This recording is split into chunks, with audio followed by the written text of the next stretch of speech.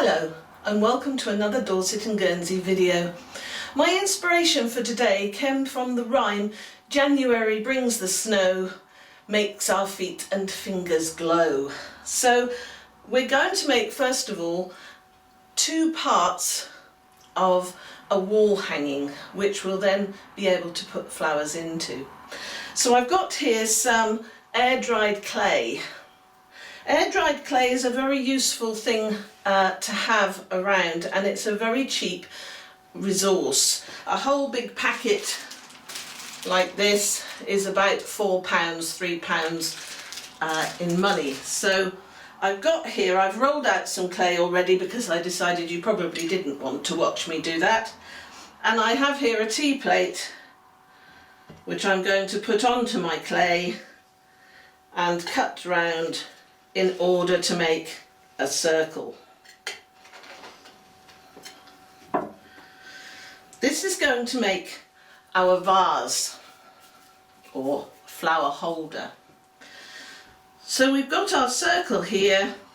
It's a bit uninteresting at the moment, it's just a flat piece of clay. So what I'm going to do is to put some texture onto it, and I've got here a selection of crochet mats that I'm sure you're all wondering all the time what to do with. Well, instead of putting your little doilies on your tables, unless you particularly like to do that thing, what you can do is to put them onto your clay and roll it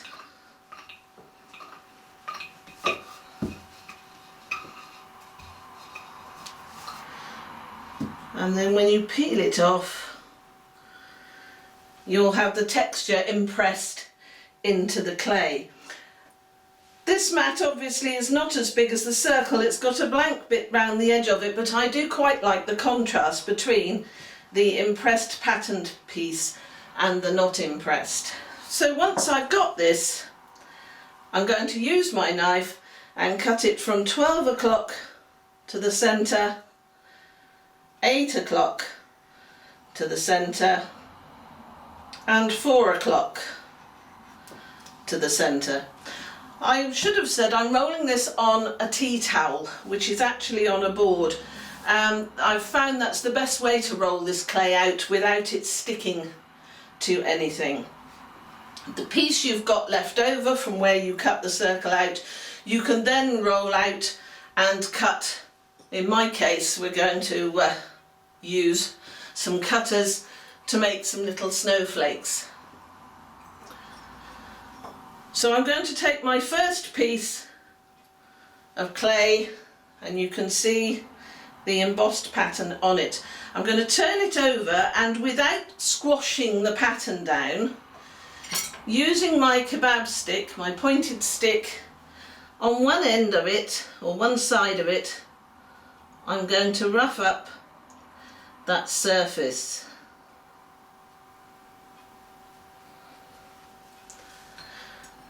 I'm then going to apply some water to where I've roughed the edge up, and then what I'm going to do is to move it round in order to make a cone. Make sure when you do the bottom bit that you get the edge really sealed, because if you're going to put water in it, ultimately once you've sealed it with varnish and it's dry, you really don't want any seepage. You could, if you wanted to, once it's dry, use a test tube in it and glue that in if you wanted to just put a single flower in. But for now, that's one vase made. What I do need to do is to put holes in it so that I can hang it up. So I'm going to put a hole at the back on the seam, and then the same thing, if you look at that as a circle, one at 8 o'clock and one at 4 o'clock. So that that doesn't fall down with the weight of the clay, I have a piece of tissue, just ordinary kitchen roll here, which I've folded into quarters. I then fold it into a triangle, a bit like making a piping bag if you're doing icing, and then that will fit nicely into the cone, and you can just put another little bit of tissue into that, and that's number one made. So I'll just run through that once more for you. I won't do all three, but we're going to take our clay, impressed side downwards, rough up the edge,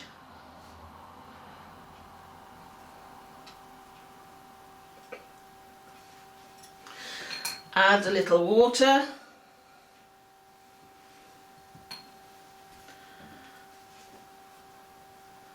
and roll it round, making sure that we've sealed our seam at the bottom.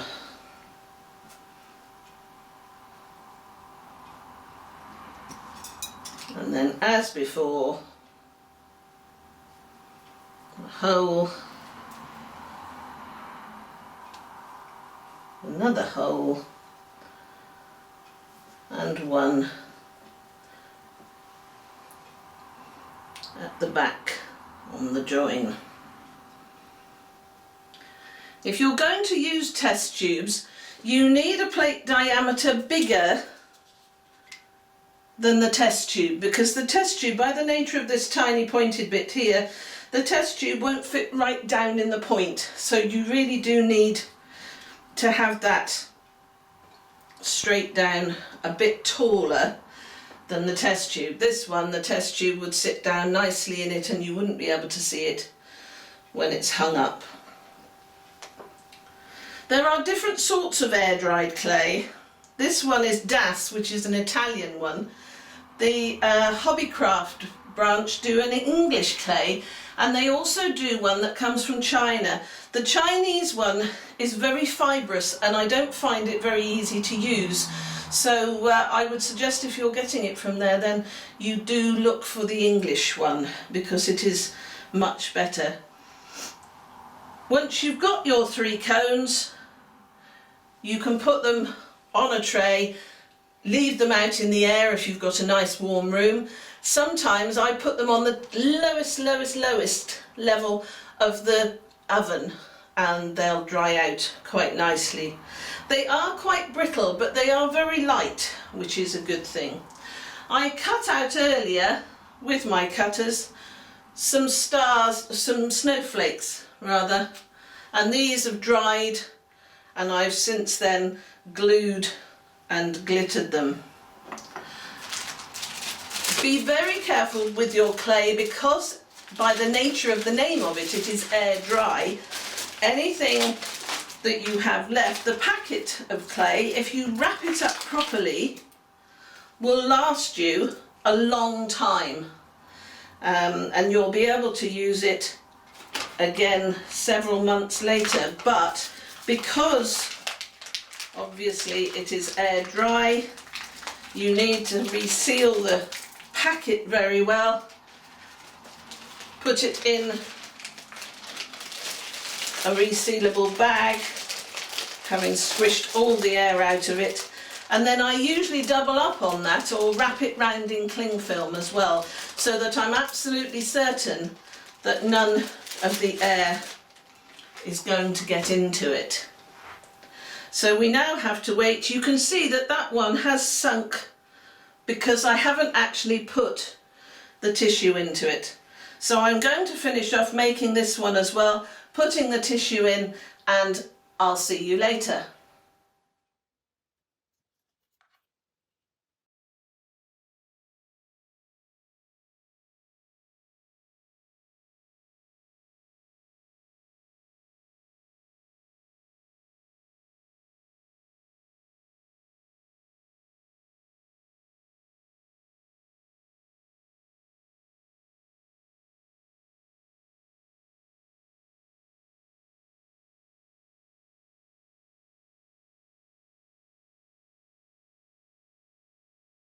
Okay, so we're back again and we're looking at our second element of this design.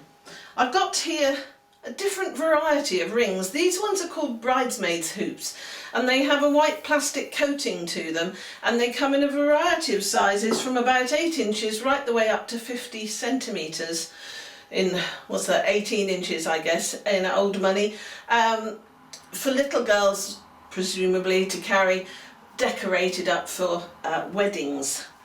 This one here is a wreath ring, just a copper wreath ring. You wouldn't need the whole ring, so with a very sharp pair of wire cutters you'd need to cut those bits off and then just use the outer ring. This one is a recycled lampshade. I am a bit of a hoarder and I don't really throw an awful lot away, and this was in one of our spare rooms and it was the bottom bit of the lampshade, and I was going to throw the lampshade out and then I thought, I don't know, that's quite a nice metal ring. So there are things about that you can use without having to buy them. I'm going to use for this, you could cover this ring with anything. You could just wind ivy round it, or you could use silver birch twigs. I'm going to use a bit later on a little bit of foliage, but for the top half of this, to make our frosty hanging, I'm going to use some strips here, which are about 4 inches by an inch, something like that, of organza, and also recycled sari silk. Now you need to cut all these first. You can see I've got a variety of things here. I've got some organza that's got some glitter on it, some white organza, some blue and grey shades of organza, because when you look at snow and frost, it's not totally white, is it? It does have these sort of tints and hues of greys and blues in it. So you take your hoop, and all you're going to do is just make a simple 1 turn tie. So just like you're tying a knot in it, you're just going to do the 1 turn. And then another piece of fabric, another turn. This does get quite therapeutic. What I would say though is to cut all your bits first, because on a time and motion study thing, if every time you need a new piece you have to put this down, cut another piece of material and then do it, it takes far longer than if you just do them one after the other, sat watching the television or something. I quite often put that down between my knees so it holds it in place, and then you can just whiz along with these. Don't worry too much about the lengths of them. They haven't got to be absolutely perfect, because when it's done you can give it a little haircut. So you carry on with that, adding in some of the different textures as well as you go, until either you've done the whole hoop, if you want the whole hoop covered like that, or you could do half of it and half foliage. I'm going to get rid of all those. They have a habit of sticking to the table actually, and to me. I was doing some of this yesterday and my other half kept pulling little bits of organza off me all over the place. There we go. So you carry on with that until you've got an amount covered that you actually like. This I'm doing in whites and frosty colours because it's representing January and those frosty tints and hues, but you could, I think, probably do it in very bright summery colours for perhaps, if we ever get to that again, a summer party.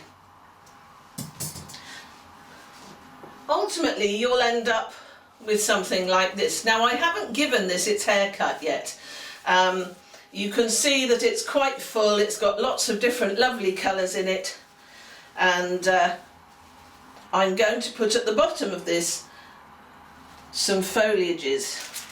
Before I put the foliages on, I'm going to cover this bottom piece here with gutta percha, the paper Stemtex type stuff. Gutta percha is actually a glue, and this does have a sort of definite stretchiness about it. The reason I'm covering this with this is for 2 reasons. Firstly, because the wires and the foliages and things adhere to this a lot better than they do this shiny plastic. But also, if any of it does come through, you don't see the white, you just see this silver. This is in this case silver. The gutter tapes these days come in all sorts of colours. As I say, if you were doing this for a party, you might want a lovely turquoise or an orange or something like that, and those are all available on the internet. When you're covering things, make sure that you've got it at about a 45-degree angle, so that you're going over it at that angle. If you keep it that way and go over it, you'll go over your previous layers over and over again, and it's a waste of material, and it will take you twice as long also.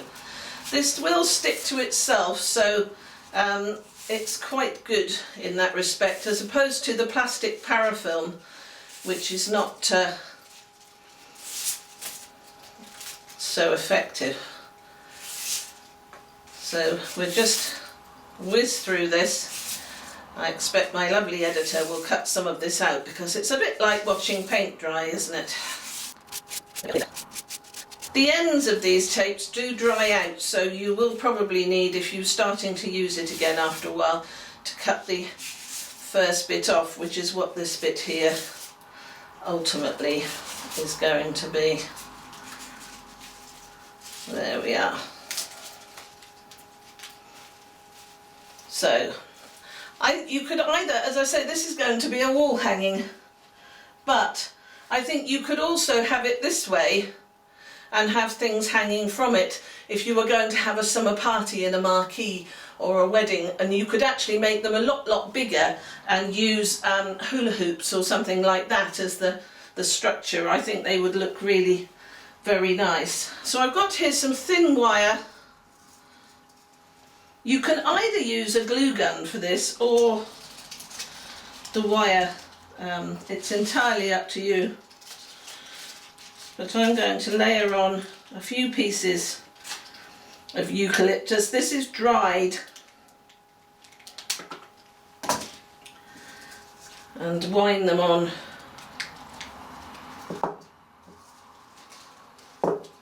with the wire.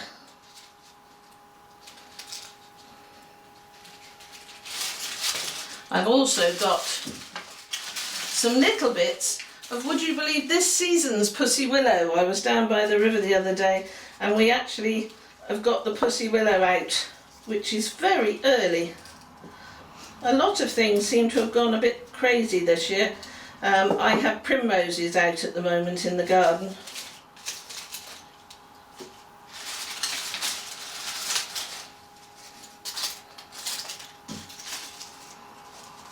And we're just going to wire this. As I say, you could use a glue gun, which is what I'm more inclined to use. However, availability of plug sockets, etc. in my front room is not brilliant.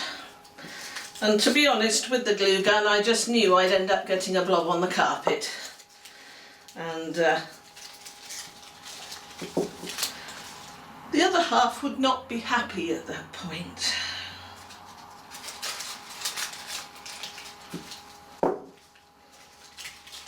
Come to that, nor would I.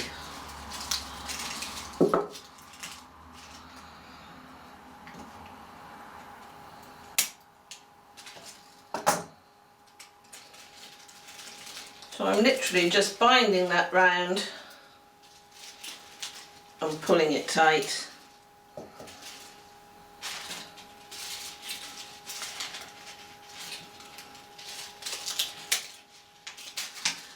Use this little bit here in the centre.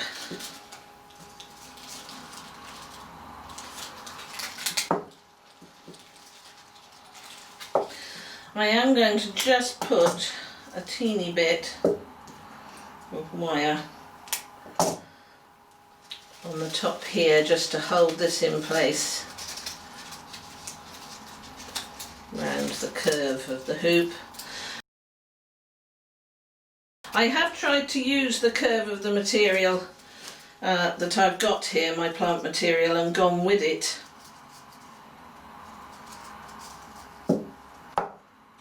But even so, especially as it dries, it does get a little bit wayward.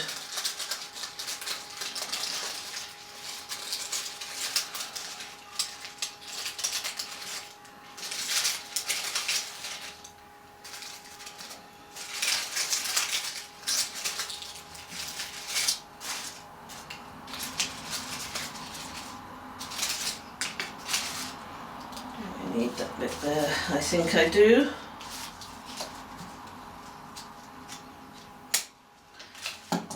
This piece I'm just going to put a little bit of wire on there.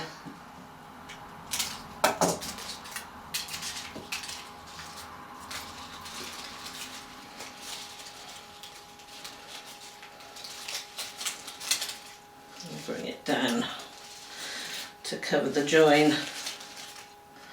I will also put onto this, I have here 2 of the little snowflakes that I'm going to glue into the centre.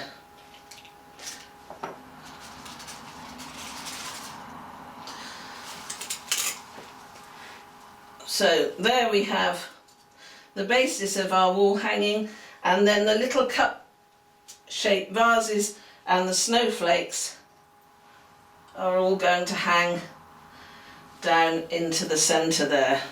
So I'm going to go away and string all those, and then I'll show you the final result.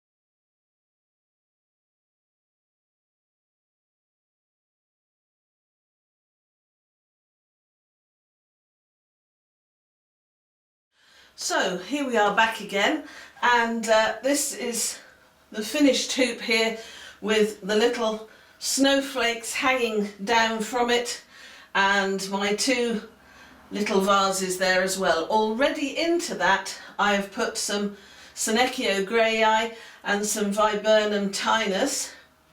I'm then going to add 1 or 2 of these gorgeous hellebores, which my neighbour very kindly picked for me.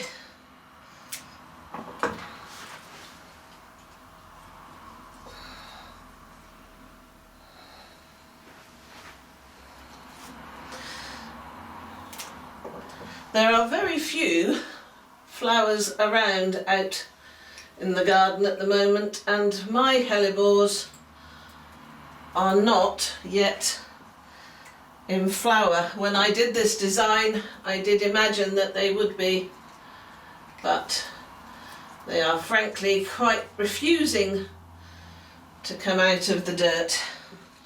I can't blame them, it's very cold out there at the moment.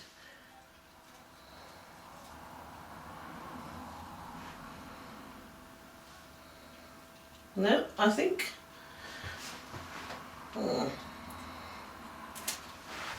perhaps 1 in the back there.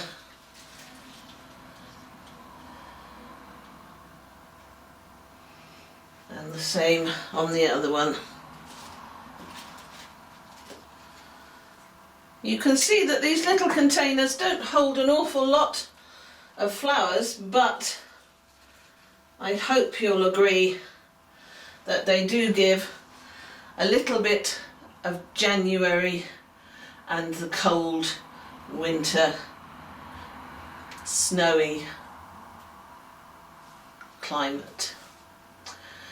What I do need to reiterate about air-dried clay and using it for containers or any other thing is that once you've made your shape, you do need to seal it with something like a varnish, a yacht varnish, or something like this clear acrylic lacquer, because otherwise it will revert. It's a good thing that it will revert back into clay, and even when it's sprayed you can chop it up and put it in your pots and things like that, and it is recyclable.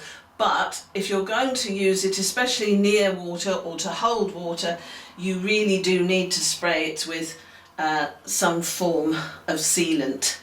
Also, with these little containers here, if you're not certain that the bottom of it is totally sealed, you could put some pot fix or in the bottom of it, or a little blob of glue gun glue or something like that, and also run it up the middle of the centre of the seam on the inside of the container. So thank you so much for watching my flower demonstration today. I'm sure that all of you will have ideas about how you can take this design forward, but can I also take this opportunity of wishing you a very happy and healthy 2021, and hopefully we will all be able to get together with our clubs in the not too distant future. Thank you.